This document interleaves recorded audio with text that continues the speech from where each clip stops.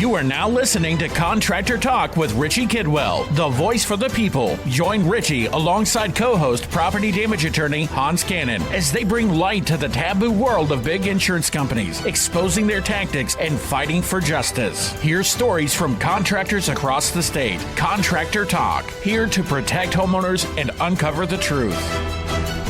All right. Welcome to the show, Contractor Talk with Richie Kidwell. A funny microphone that's moving all around there. But anyways, thank you for joining the show. 94.9 FM, 950 on the AM dial. If you're listening to us live locally every Monday night, 7 p.m. to 8 p.m., you don't want to miss our show. But if you do, you have a second bite at the apple, maybe even a third. Check us out on Spotify, on iTunes. About midweek, you'll get the show. I was listening to last week's show on the way here. Sounded great. I love having the special guest on here. Every week it's somebody different. Talk about the industry as professionals here. We are sponsored by the Restoration Association of Florida, a nonprofit association by contractors for contractors here in the state of Florida. If you're listening today, you want to become a member or check more about us, check us out online, www.raflorida.org. And so today is no different. You're going to have an awesome show today. Great guest today. We have Morris with Customer First Heating and Air. We're going to hear from him today. We have Hans Kennon with Kennon Law. One call is all. God dang it! I really had it. I was even go any further. We're getting all you need. Yeah, anyways, what's going on, Hans? Oh no, not much. Well, a lot of things happened in the legislature this week. Looks like a little bit of a tuck and cover, or one of those types of terms they use to get some attorney's fees included into the medical damages bill, which is a good bill also, independent of anything else. Right. They changed the wrongful death statute, which currently means if you are a child over the age of 25 and someone kills one of your parents, that you have no right to compensation for that. That's dark. But that's kind of that's what we're talking about, is a wrongful death. Someone kills your parents over 25, even if you can show that you're dependent on them for support, whatever it may be, they're supposed to change that around, because a lot of people have children who are over the age of 25 who still have a good relationship with their parents, and people should not be, as a matter of statute, able to do that without having to pay compensation to those folks. And with that bill, they added in the phosphate bill, which I'm not completely familiar with what they're trying to do with phosphates. Yeah, I was going to say 3 bills walk into a bar. I mean, how does this happen? I don't know. It's when in 1974 they released how a bill becomes a law on the after-school special on ABC. Oh. I caught the bulk of it, not all of it apparently, when I was 11. There was some amount that I missed. I had to write to someone and say, look, I don't understand all the political science ramifications of all this. Basically, they said they combined the bills and kind of put them through the committee, and it's a way, my understanding is to get some priority on bills that Senator Albritton would like some priority but couldn't get any traction. So apparently now that has made it to the floor of the House, and there's some political procedural maneuver, let's call it, that will somehow get that onto the Senate also. Right. I mean, and if you were listening to the show last week, or even while we're have been in discussions this last almost 60 days, in 2 weeks, or next Friday, we'll complete the 60-day Florida legislative session. And it started here in March, ends here May 2nd. By the end of next week, we're going to have a finality over this legislative session. And man, it goes by fast. And if you've been listening to the show or just been following on Florida insurance laws specifically and what bills that have been proposed, we were pretty excited about the House Bill 1551 that was looking at bringing back a variation of attorney's fees. You also had Matt Gaetz file something in the Senate. Dan Gaetz, just so we was it? So I always do that. I think of Matt. Is that the father? It's his father, yeah. Oh, my goodness. Well, okay, one of the Gaetz guys, whatever. Anyways, files this bill, and we thought... Not Bill Gates, though. God dang it. Yeah, it's Gaetz. G-A-E-T-Z. Yeah, just so we don't think Bill Gates did not file anything. Right, he did not. If he did, it would be a horrible bill. All right, just anyways, but so he files a bill, and we think that we're actually getting some traction on that one. That was a weird mathematical bill. It was like, over 80% you get attorney's fees. Between 20 and 80% you get the pro rata amount. If you get 50% of the proposed offer, then you get 50% of attorney's fees paid for you, and it just didn't make sense. And you had to get up to that threshold of 20%. 100%. If not, the judge could or could not award attorney's fees, whatever. Definitely weird. And we thought that was going to be the bill. And then we saw that we are not getting any traction on that at all in the Senate or in the House. Yeah. But yet then House Bill 1551 pops in and says, okay, this is going to be the bill. It's basically loser pays. Right. And if the insurance company was meant or found to be at fault or wrongfully denied the claim, then like they should cover the fees and costs for the client that they're insured. And so we were very excited about that, but then it got no action at all in the Senate. And so we talked a lot about the mandatory bodily injury bill. It's really PIP, right? It's is what they're talking about. Because I saw personal injury protection. Well, they're trying to abolish PIP as it's known, personal injury protection, and that be replaced by mandatory bodily injury coverage, which, according to everything I've read, still says we don't know how much it's going to cost. Awesome. It's great. Right. So it sounds like we're not going to get any movement on it this year again. If you remember last year, last year or the year before? 2 years. 2 years ago, they brought a bill to Governor DeSantis in which he vetoed and said, no, we don't know still what the impact is going to be on the rising cost of insurance for car insurance. And so now and then all of this stuff was going on with property insurance. So I don't think he wanted all that headache at once. So, but anyway, so now then we talked about last week, it didn't get any push at all in the Senate. And a matter of fact, the Trump campaign called out Florida legislators for not pushing anything forward, basically calling Senator Pasadomo a lackey of Governor DeSantis on not doing, or basically doing his bidding, which is not pushing the attorney bill forward at all. Yeah. And so now I'm feeling a little bit better about it. It seems like the legislators saw that article and they all powwowed together and said, okay, how do we get this to the finish line? I got it. There's a phosphorus bill out there that has made the distance, and we can throw that on the floor tomorrow. Let's throw the PIP in there and the attorney fee stuff in there all together in one party.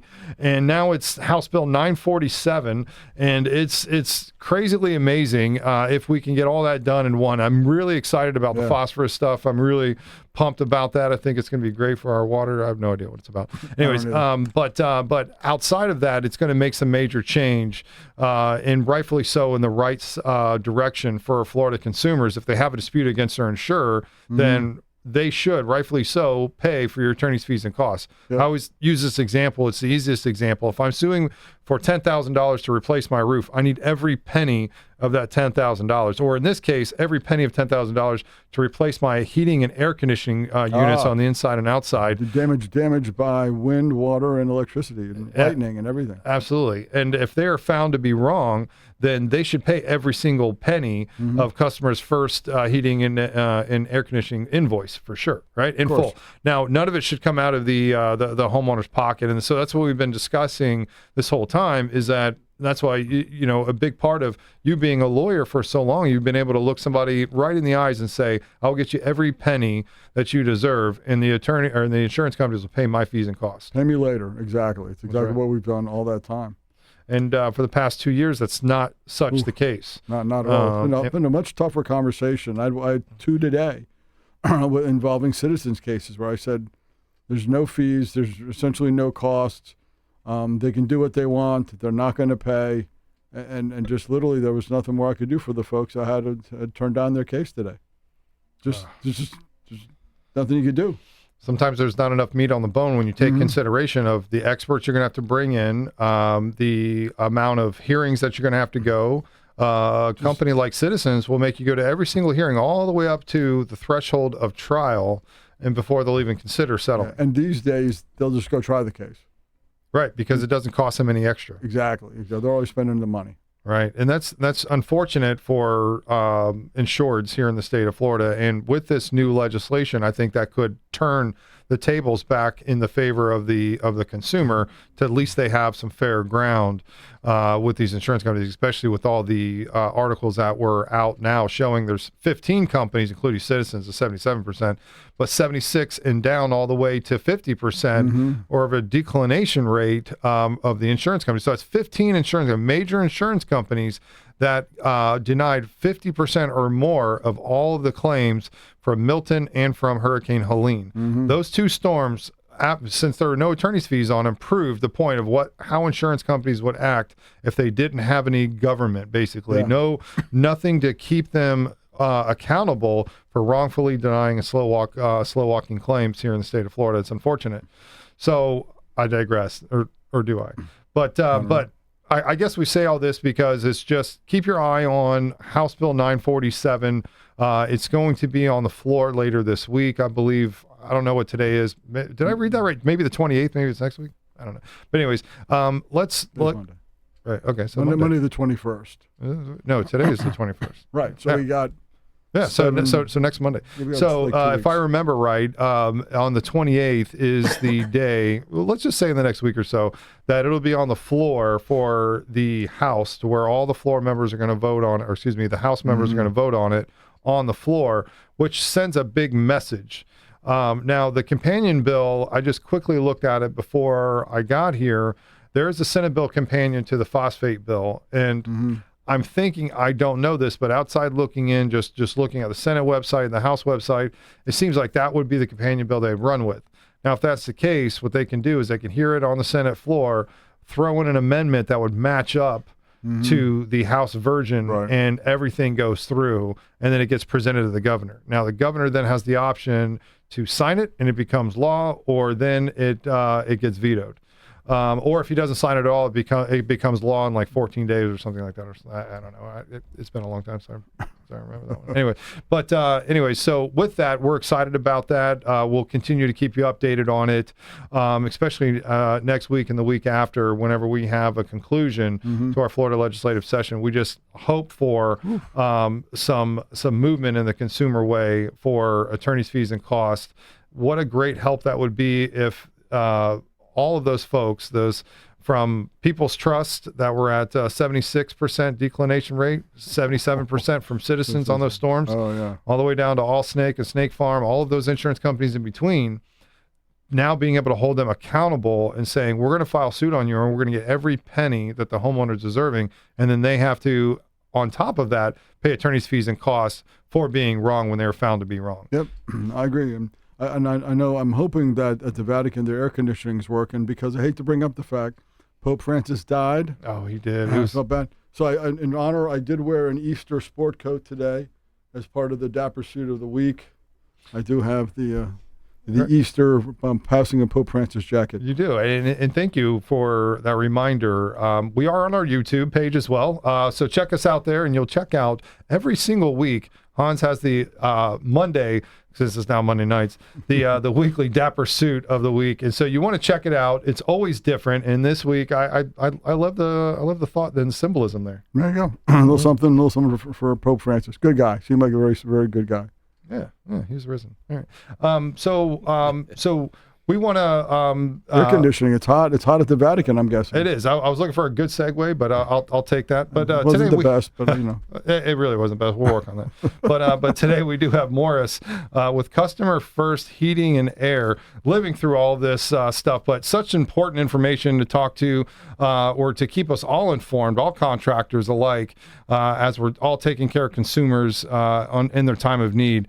And many times that you'll see, it's a full house replacement, and or there's issues that they have with their home, and you then show up to be the sportsman for the consumer, and or especially if it's always Friday night and into the weekends when the air conditioning system comes out, typically, to be the hero for them. But thank you so much for being on the show tonight, Morris.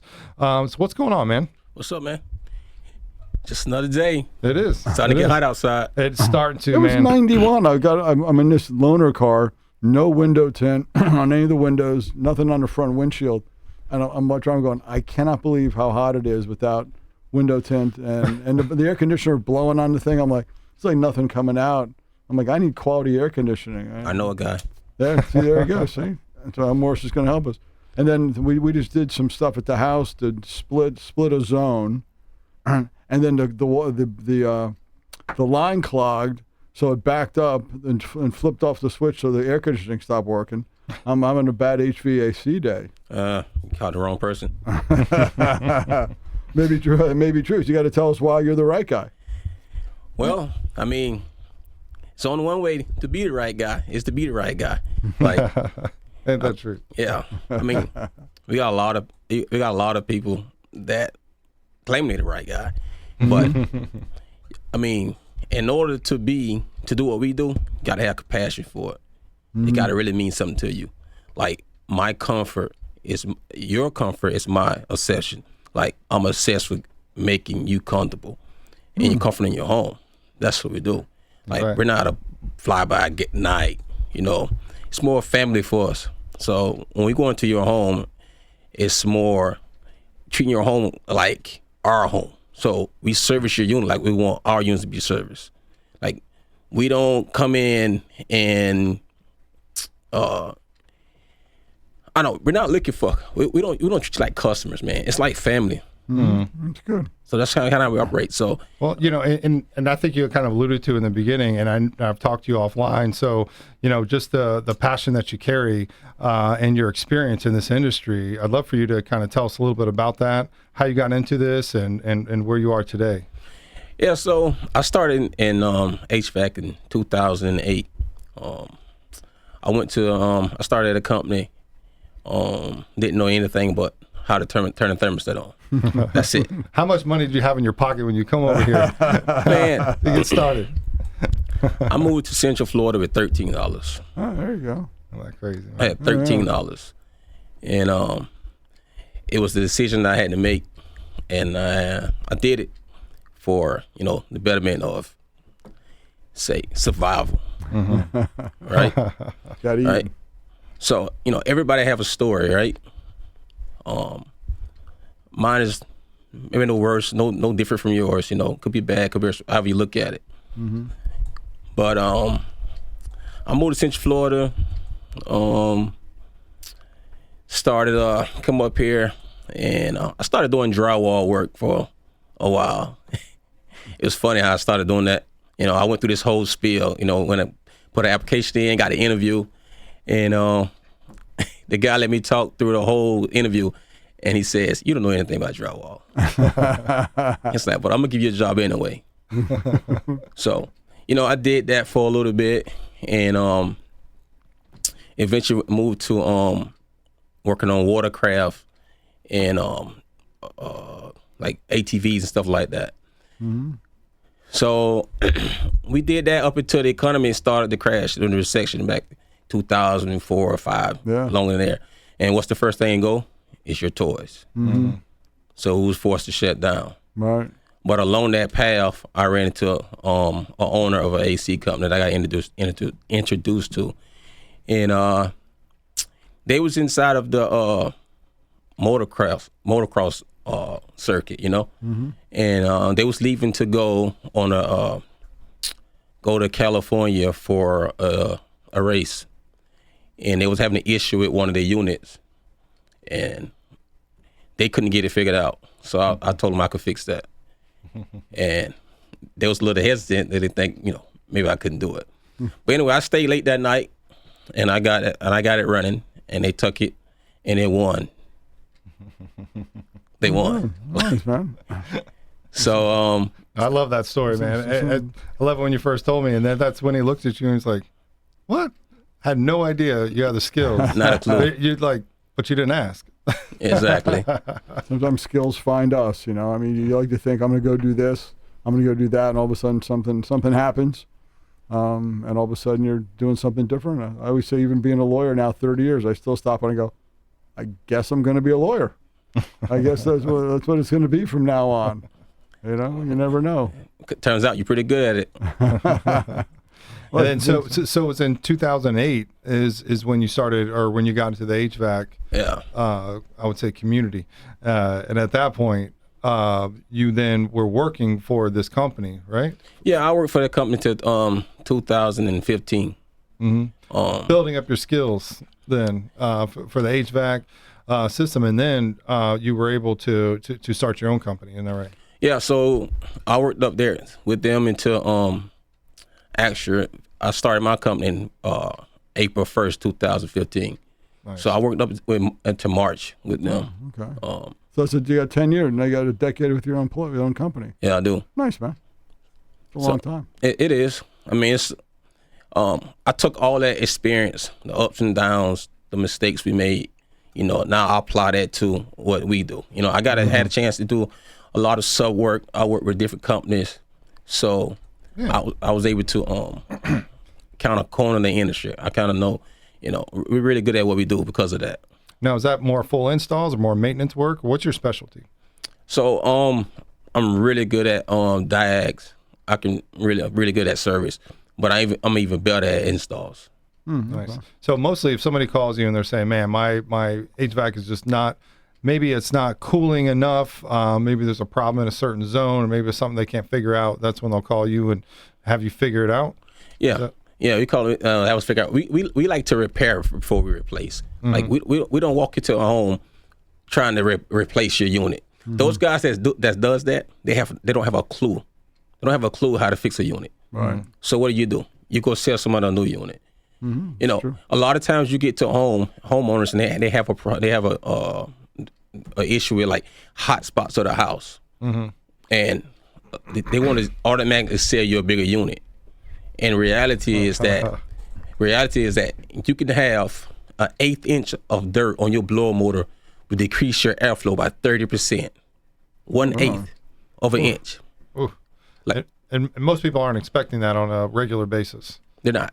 So what happens when you get a PM service, they come in, they go through this whole spiel, but they never even open up your inside of your unit to check and see if you got any buildup, any dust on the unit. So they advertise, they come in and, we can do it for $30 or $50. It's a gimmick. Like they're not doing what it's supposed to do. Like also, if you're having hot spots, they're talking about the house is harder in there. Like take a peek in the attic, see if what your insulation look like. It's just that simple. Little things like that we take pride into trying to give the customer what they want, like really going into detail to help them out without taking their money. That's awesome. That's great. Now, what would you say would be the most, common phone call that you get, the service call that you get? Drain line. Drain line. Like, or it's clogged or it's clogged, and it has to do it, and that or they don't change the filters.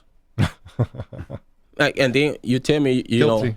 Yeah, but if you call me and you say, "Oh, my unit is not, I got ice on my unit, it's not cooling," and before I come, I'll try to help you out. Like I don't need to drive to every call to try to get a service call.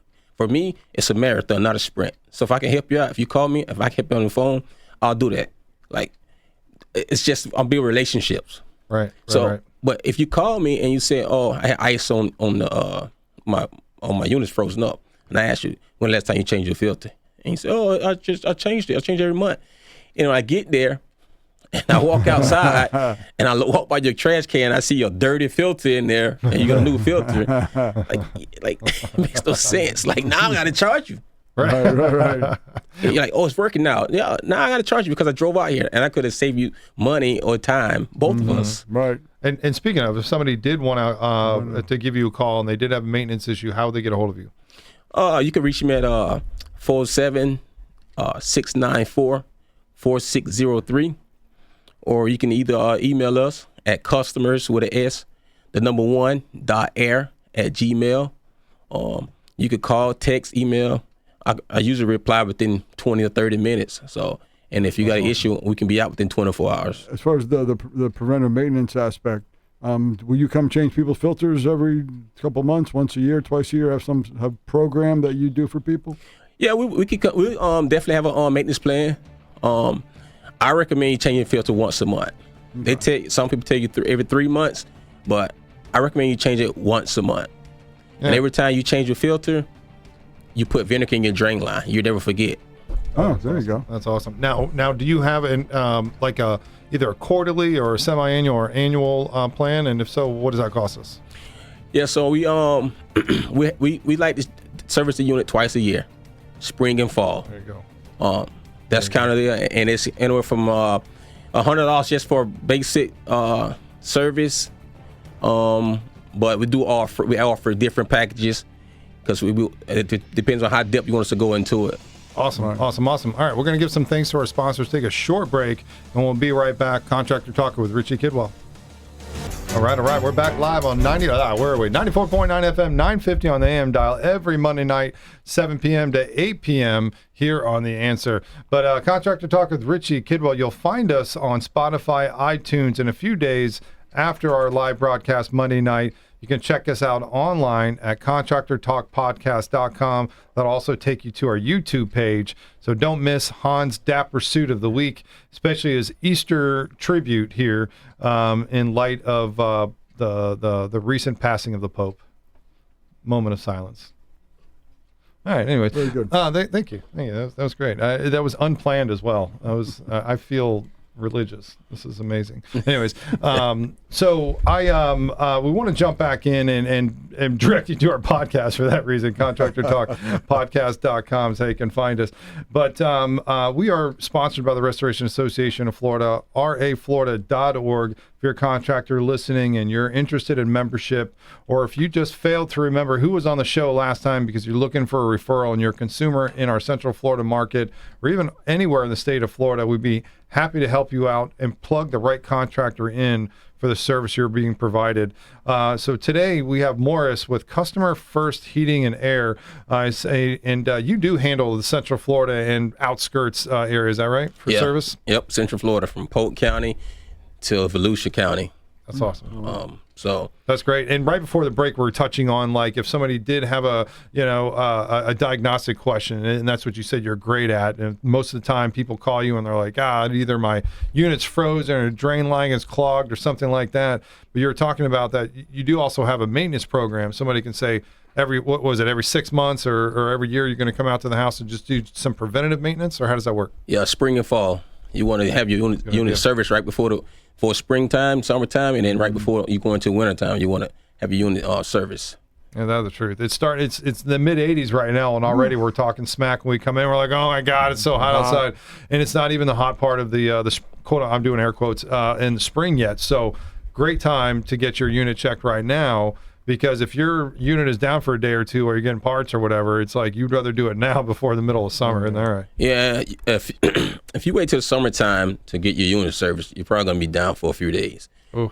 Are parts taking that much longer now to come in, or just maybe not being available, certain units? Yeah, you have a lot more units down, so it's gonna be harder to get parts. You know, you got 1,000 different techs, and after the same part. You know what I mean? So, if you can prevent it now, this is the time. Because when you have we get people call like June asking for a maintenance. Well, I can't come do a maintenance. I have somebody that don't have no air. I have to go there first. That's priority. Especially when you get elderly or kids. Like, you have to go there first. I'm going there first. Right. If you call me and say, oh, you want me to service your unit, and I have somebody that's 60, 70 years old, 80 years old, don't have any air, there's no way I'm going to come to your house for a service first. I have to get them air. Yeah. No, that's great. I mean, that's integrity right there. And we appreciate that. And so when outside of that, I would say just the maintenance call. You also said another specialty is installing new units. And so would that be for new construction or just a quick change out? Because that's totally different, having the walls open. And I know one time we talked, you were saying when you first got in the industry, you were just saying, you're like, man, most people couldn't get the duct work set up the way, that you needed to. And you were just a pro at that, and that kind of what brought you where you are today. And so would you say that it would just be for more like exchanging units and would be your next, I would guess, outside of the diagnostic maintenance call that you get? Yeah, so that's two different markets, new construction and residential. Like, we do new construction, but we do it from November to February. I'll do new construction. Once it get hot, we focus on residential. But for us, like duct work, we can do all that. I hand cut all the duct work. Like, so if you run into problems where you can't get duct in that area, or you can't get what you need, I can hand cut duct work size for size. That's nice. So custom duct work for these custom homes that everybody loves to have, or tiny attic accesses, trying to run duct work. Yeah. Is that cutting fiberboard? Yes, sir. Okay. Yep. Nice. Wow. I know, because most houses these days have what I call like the pillows, like the round Flex. Which never always seems like it can't be as efficient as straight line fiber. And maybe I'm wrong, but it just something about it just feels like the twists and turns can't be good.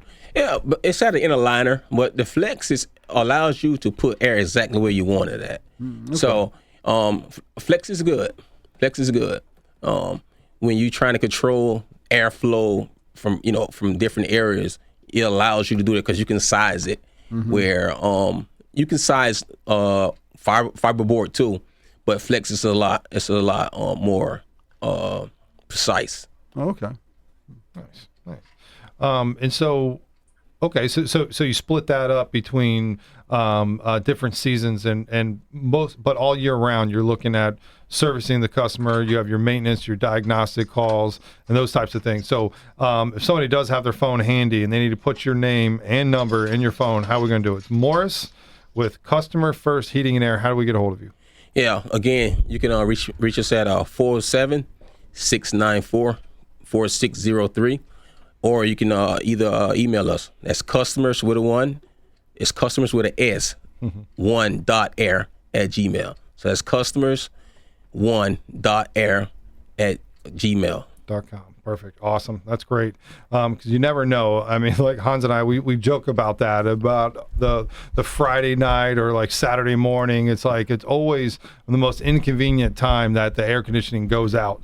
Do you guys have 24/7 service available? Yeah, we got 24 service, 24/7. Awesome. If you call, we come. Now, if a lot of my diagnosis is done over the phone. If you call me and you tell me, you giving me your issue, what's going on with the problem you're having, I'll tell you if it's worth calling somebody to come out tonight or save that service call. I'll tell you if the chance of somebody having that part on the truck, or you can have somebody come out and it's charge you for a service charge tonight and then have to come back in the morning to fix the part. So I'll tell you straight up, from what you're telling me, I can fix it and I'll come, or I'm not gonna have that part. And the best thing to do is save that service call, and I can come in the morning and fix it for you. Like one call, one trip, instead of taking your money. Like, I'll be honest with you, I'm as straightforward as it get.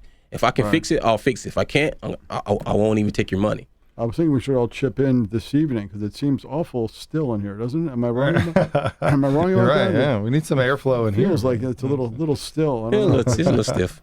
In fact, have you take a look at the unit there, maybe do a couple tweaks here, turn up the airflow. One of the things I like to say is, I see, when I get to the homes, I see people like to run their thermostat at 50 degrees, thinking that it's going to get colder faster. Wow. That's not the case. You can only change your delta 20 degrees, your ambient temperature. Now explain that. And that's the temperature from outside to inside, right? Yes, from outside to inside. Your unit is only designed to change it, your delta 20 degrees.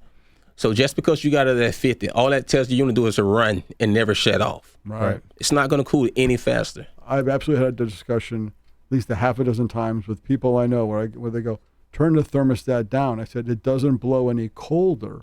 Right. It'll blow longer. And people act like vehemently argue with me that the thermostat puts out colder air. I'm like, and that exact explanation, which I will now use by using the delta between inside and outside. But I've absolutely had people go, no, you turn it down, it gets colder. I'm like, no, it'll get colder, but it's not going to be colder out of the vent. Yeah, and I love that you brought that point up. Most people don't know that fact, is that it's between 15 and 20 degrees of a delta that you can have between outside and inside. So no matter how much you have that on, right? I mean, that expectation of trying to make it 60 degrees when it's 95 degrees outside is going to be very difficult on your air conditioning unit. But we talk about on this show about the humidity. That's really a big factor here in the state of Florida, where the average humidity is above 80% all year round. Of course, there's some times where the humidity drops, but on average, on an annual basis, over 80%.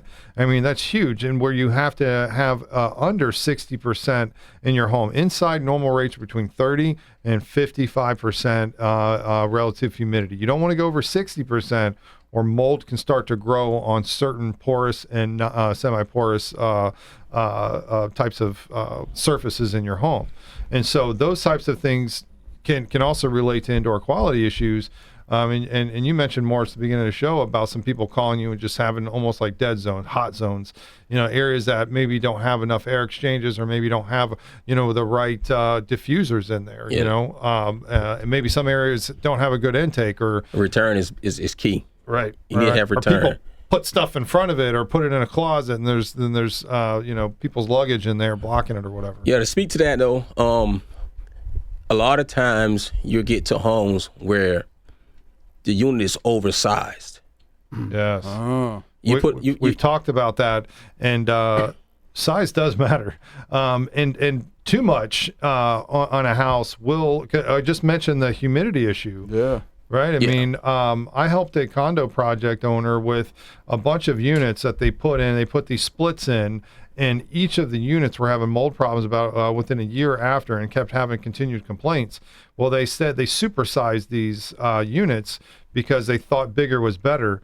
But what happened was that the humidity or the temperature would get to the point real quick, but then the humidity kept it didn't do anything to reduce the humidity. HVAC is usually is literally controlling the humidity within the air. You didn't cycle long enough to take the humidity out of the air. Yeah, that unit need to run. That unit needs to run 15 minutes on a cycle. When that unit starts, it needs to run at least 15 minutes before shut off. At least 15 minutes. That's good to know. That's the only so I get the humidity out. Right. If not, it's a short cycle. And that's every hour. Because there are things what they call air exchanges per hour. In a residential environment, it's a minimum of 4 to 6 air exchanges per hour. So if you think about that and you look at it on a quarterly basis, if you split it up, okay, every 15 minutes I need to have some cycling, right? I mean, so keep that in perspective as well, and maybe upgrade your thermostat to include humidity as well as temperature. I think it's one thing that people are missing out on is you have a lot of control there in your thermostat. So we're talking air conditioning and heating with Morris, with Customers First Heating and Air Conditioning. If you're listening to the show, he gave out some numbers and some contact information. Make sure you call him today to get scheduled for your next maintenance visit. And more to talk about here on Contractor Talk with Richie Kidwell as we finalize this break here.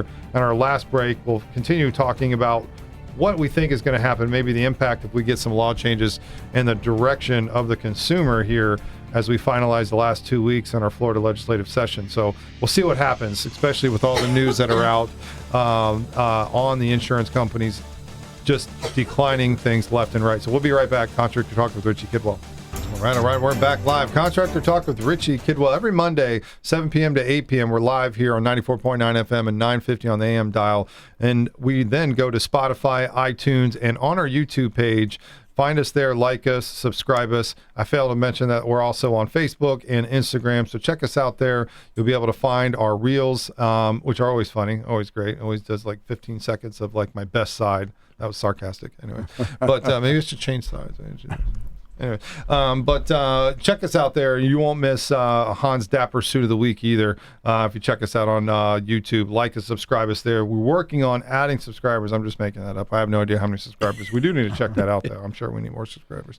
Anyway, so some good offline conversation here with Morris, Customers First Heating and Air Conditioning, is that we love all these new fads, right, that are going on. And we're like, oh, yeah, you know what people are doing today? And I was like, what's that? What are you doing? And it's like, oh, did you know that you can spray foam your whole entire attic and you just have a foam party? Put that stuff that like hardens up like you can never get off your fingers if you're trying to like fill a little hole or something with that great stuff or whatever. But that's what that reminds me of. It's just like it turns into like eggshells, all over. But and I love that conversation we were having offline, because that is something that people are like, oh yeah, it's like the new thing to do. And what was your reaction to that? Well, I mean, it's a fad. I mean, if you spray foam your house, you can get ready to have AC problems. You need to drop your tonnage in your house about a ton. Why is that? Because you will not get the humidity out of the house. The house is too tight. Ooh. And if your attic was there meant to breathe for the house, it's right? Too tight. You have to either drop your tonnage, or you have to add fresh air to the house. So you got to bring in hot air inside of the house.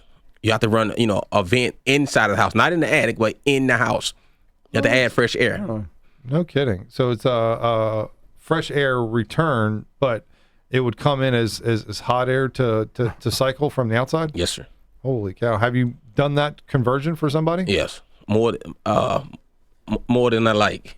Oh, no. Yeah, you get, and also if your air handler is in the attic, where the spray foam at, it's going to eat your coil up. Unless you condition the attic space, you have to put air. You have to run air from the AC into the attic. You have to condition the space, or it will eat your coil up. No way. Yeah, because it's just so much humidity in there, right? Yeah. Now, would you recommend somebody adding some cross ventilation in the attic? Would that help suffice in the case of spray foaming their whole decking basically underneath the roof? Yeah, if you spray foam your attic, I would add exhaust fans on one side or the other to run air through the attic, keep the air moving. To pull air out or push air back in now because you have the foam? To circulate air all the way out. Like, so you bring air in from one side, out the other side. You want the air to keep moving.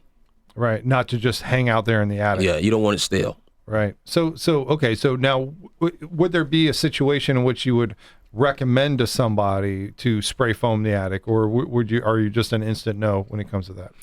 I mean, it does what it does. It's really good insulation.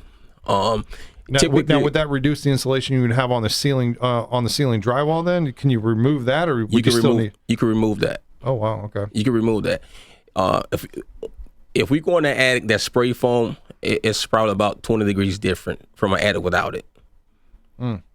So it's tight. It's tight. That's why you have to run some kind of ventilation through the house. Yeah, that's interesting. Like your home is designed to have some kind of leakage, right? To breathe. It has to breathe. Yeah. The old days, right? I mean, that's why all the houses are on crawl spaces, and the attics had cross ventilation. So did the crawl spaces. For that reason, right there. And there was always like these gaps in the flooring and all that, and just you just hear the wind going through the house. Or my dad had the old attic fan that he would turn on, and you would just feel the whole house just suck in. Oh yeah. Like, gosh, you're in a tornado. I don't see those as often. I have one in my attic. It's not directly built into the roof, but it's a fan that I mount to two joists that's right near an a ridge vent. So it actually pulls the air up and then out. But I saw my old house used to have the attic fan, and you would open the front door, man, and you would just feel the positive pressure air just comes zooming through into the attic there. Yeah. Well, if you spray foam it, you're gonna definitely need it. I mean, it's good but just consider like you're probably gonna have to make some adjustments to your AC. Yeah. And no one ever thinks of that. They're not gonna tell you that neither. No. Yeah. No, it's just thinking that, okay, we're going to save money by not having to replace our insulation anymore, or just have it to where I don't like going in my attic for that reason of like, you have to go find something. It's like an Easter egg hunt with all of the, trying to go through all of the loose insulation. I have the blown insulation, some sections where they, you have the rolled insulation. Some sections I have the blown, and I'm like, oh my gosh, you can't find anything through there, and you're just walking through. You're itchy like everything when you're trying to get out of there. Yeah. So not a fan of it. So. Yeah, I mean, when you think about insulation, you think about a bucket versus a cooler. Like if I put ice in the bucket, how long would it last versus the ice in the cooler? Mm-hmm. Yeah. So and it's like the Yetis these days. Yeah. Right. Yeah, you can get a 7-day cooler. You can get a 1-hour cooler. Yeah. So insulation is important, but you can over insulate it. Like if you're gonna spray foam it, consider changing your AC unit. Now if your unit is old and you're about to replace it, then you can get a heat load cap, and then you can tell you what size. Take all that in consideration. Right. But just don't spray foam it and think you're going to save money. You're just going to be buying a new unit, or you're going to be choked out. Right. Yeah. No, that's good information. And there's a lack of air exchange, other than making the air still. It doesn't make the air dangerous. It just makes it. No, it's very rare. You still. If you spray foam your house and you don't do any adjustments you will see stuff start to grow on the walls. Really? Oh yeah. So just make it extra humid, starting from the attic, and start to work its way down. You really. will see it, guaranteed. Heat does rise, and you will get a lot of that. Then it hits the wall, and then all it does is start to condense into moisture. Into your point, right? The semi-porous and porous materials in your house are going to start growing mold very, very quickly. That's a whole nother conversation. Why he's coming out to your home because I smell something, and at those rates, at those times, when you help them diagnostic or help them really understand what problems that they have, maybe to start adding air exchanges. In this case, why you recommended to drop down the unit tonnage is so the air conditioning system can actually be on longer. Exactly. Would that be right? Exactly. You need that unit to run longer to get the humidity out. And you made a mention a kind of a fact of at least 15 minutes of that hour where the air conditioning system should be running. If that unit starts, it needs to run for 15 minutes. That's good. So if you start and stop in 10 minutes, you're short cycle. You're not only going to burn out the compressor, but you're not going to get the humidity out of the house. The house is going to be cold as long as the unit is running. As soon as that unit run off, it's going to be hot again.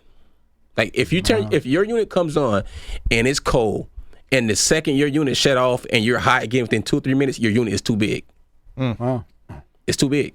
Right. I mean, and going back to that, it just snaps up to that temperature real quick, doesn't take any account for the humidity level in the home.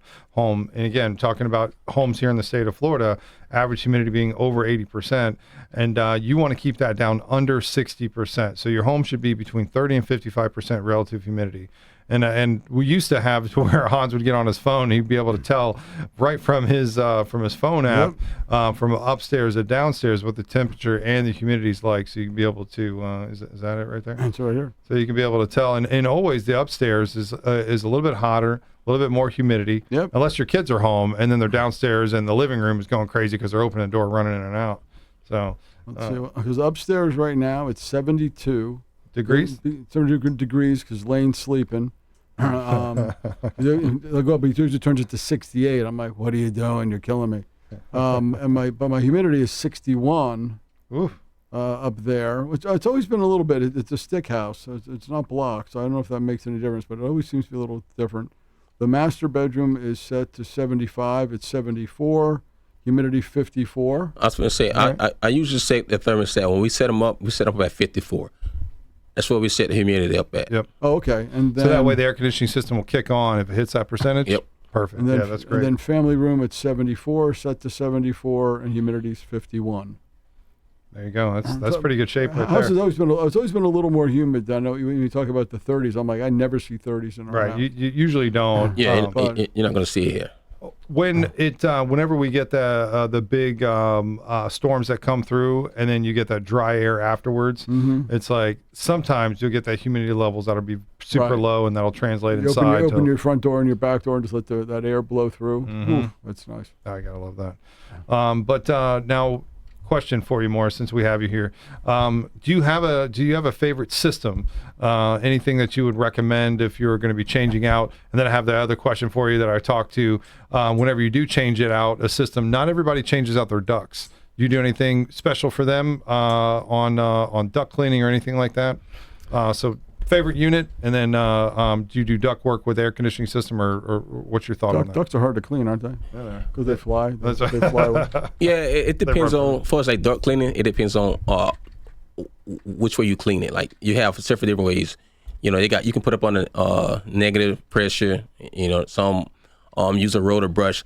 I don't really like the rotor brush because you can't use it on fiberglass because it'll start to beat the fiberglass up. Right. As soon as you turn the unit on, it's going to blow it all through the house. Now, would you recommend to clean or replace the air duct, the ducts, whenever you replace the system?